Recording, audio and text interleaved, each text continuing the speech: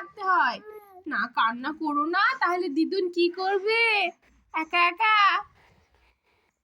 বাবা ভালো হয়ে থাকবে তো? কান্না করতে নাই।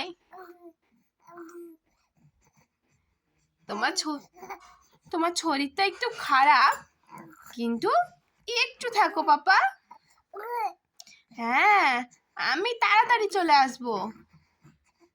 বেটু কই? কই আমার বেটু কই? কই কই শিবাংশ?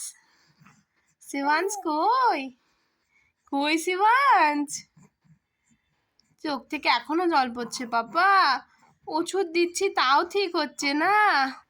আচ্ছা ঠিক হয়ে যাবে, ঠিক হয়ে যাবে সব কিছু, কিন্তু তুমি কান্না করো না বেটা। হ্যাঁ, আমি স্কুলে যাব, তারপরে চলে আসবো।